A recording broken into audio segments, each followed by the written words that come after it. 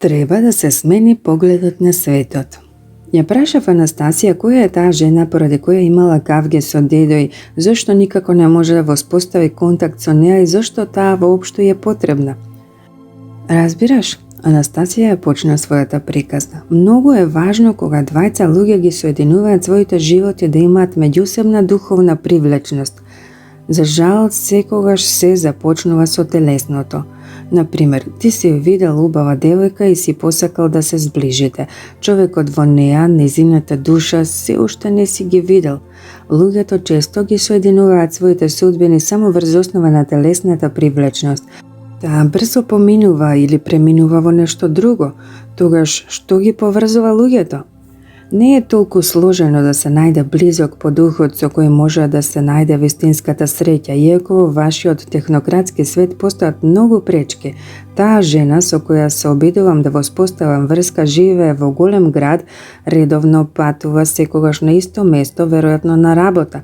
Таму или по патот постојано се наоѓа или се среќава со човек што е многу близок по духот со кој таа навистина би била среќна, но најважно би им се родило дете кое на светот би му донело многу добро, затоа што тие би го создале во ист занес како и ние.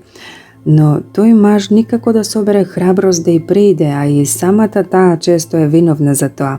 Замисли, тој го гледа незиното лице и во неа ја гледа избраничката на својата душа, а таа, кога ќе почувствува нечиј поглед, веднаш се исправува и, божем случајно, го подигнува нагоре своето здолниште. И така натаму, во тој миг кај тој маж се раѓаат телесни желби, а не се познава со неа, тогаш тој оди кај онаа што ја знае подобро, што му е подостапна, привлечен токму од телесните сетила. Сакам на таа жена да ја сугерирам што да направи, но не можам да допрам до неа, незиниот мозок ниту за миг не се отвора за примање информација. Тој во целост работи само на екзистенцијалните проблеми. Замисли, еднаш со денови ја следев. Тоа е таков ужас. Дедо ми тогаш ме караше да поработам малку со градинарите викендаши, бидејќи се расипувам, одам таму каде што не ми е местото. Таа се буди наутро и веднаш првата мисла не да му се израдува на денот што доаѓа, туку што да подготви за јадење.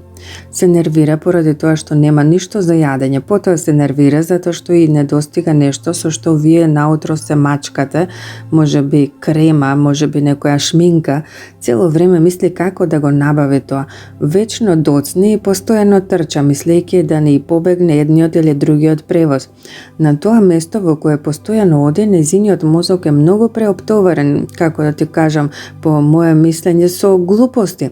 Од една страна, незиниот израз на лицето однадвор треба да биде деловен и да исполнува некаква нарачана работа, а при тоа таа размислува за некоја своја другарка и се лути. Истовремено слуша што зборуваат наоколу и замисли така од ден на ден како навиена.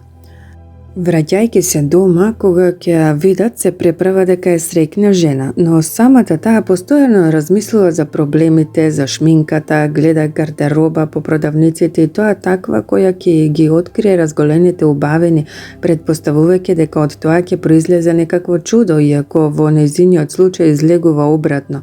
Се враќа дома и почнува да чисти. Мисли дека се одмара додека гледа телевизија, готви и, што е најважно, на доброто мисли само еден миг, дури и кога ќе легне да спие во својата постела, пак останува со своите секојдневни грижи во мислите. Кога барем една минута во денот би се одвоила од нив и би помислила: почекај, Анастасија, објасни ми како ја гледаш незиниот надворешен изглед, облеката и зашто треба таа да мисли во тој миг кога покрај неа е тој маж, што треба да направи за тој да се изјасни. Анастасија раскажа се до најситни детали. Јас овде ќе го пренесам според моето мислење само најосновното. Фустанот треба да биде малку под колената, зелен, без деколте, со бела јакна, шминката едва забележлива, со интерес да го слуша човекот кој се обраќа.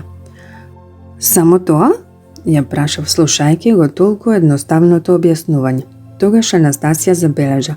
Зад тие едноставни работи има многу, за да избере токму таков устан, за да се нашминка поинаку и да погледне во човекот со вистински интерес, ќе мора да го смени својот поглед на светот.